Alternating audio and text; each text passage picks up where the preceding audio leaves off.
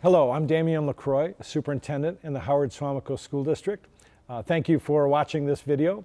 We are creating these videos to help our families and our students and our staff as they prepare to come back into a somewhat different school year in 2020 and 2021. And I'm here today joined by Dr. Becky Walker. Becky is the Assistant Superintendent of Academics and Innovation. I'm excited that you're able to join me here today. One of the differences this year compared to years past is that we have this option for remote learning.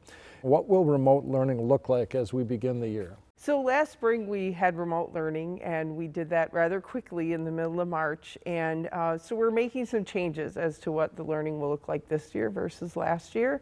Last year it was a lot of independent learning, and we didn't have students on for live sessions. And so when we look at the remote learning that students will be doing this year, they will be expected to be on for some live sessions. At the high school level, for example, students will be expected to participate live with their classes, whether in person or remotely at home. And then they will have independent learning that they will also have to do. At the 7-8 level, students also will be participating in remote learning and in-class learning, and so they will be expected to join their classes live. Their day will be more like a typical length school day, but they will be spending some time at home because they won't be in person every day. At the 5-6 level, our students are also going to be in that half in school, half at home.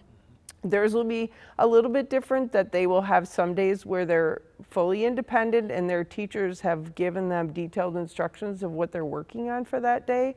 And then they'll have the days where they'll be in person with their classes.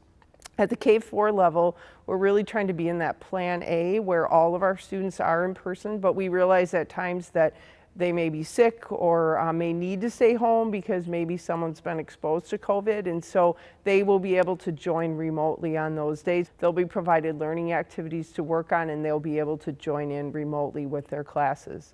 Also, though, at the K-6 levels, there will be an option for a fully virtual for those who want to be remote always and not be in person just for safety reasons right now. So it's been said that students don't care what we know until they know that we care. So Becky, can you talk a little bit about how it is that we're integrating social and emotional learning into our professional development process to make sure that's really a point of emphasis as our staff prepare to re-engage with students?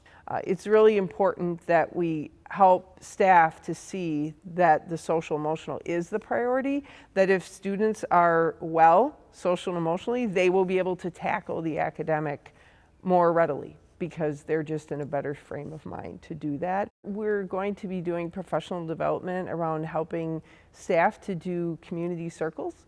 So in community circles, they will be able to build relationships with students. Students will be able to build relationships with one another.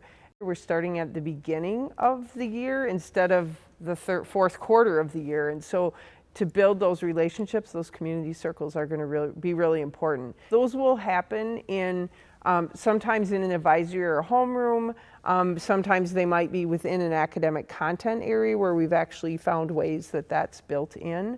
And so those are things that we will be developing staff professionally with. So Becky, let's talk about specifically when it comes to professional development for staff, what knowledge and skills are we emphasizing in our training process as staff prepare to come back and work with students this fall?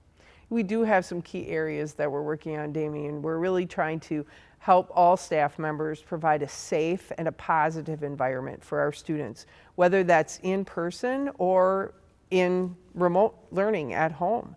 We're trying to help them to nurture those learner relationships. Again, no matter which environment they're in, how do they build those relationships with students, especially since we're starting the school year off this way. Another is to deliver quality instruction to all students, and that's using technology and other tools to really be able to do that in an engaging, dynamic way. We really heard a lot in the surveys that we received back on our experience last spring that there was more of a need for feedback and more of a need for touch points with students. So it's the quality of that feedback, so that it's feedback that a student can act upon and can really make a difference in their learning. So that regular kind of touch point with students. conferring and other kinds of situations where students can really see that teacher's trying to build that relationship with them and that the teacher really cares about their learning. Because if a student doesn't believe that someone cares, they're not going to learn for that person.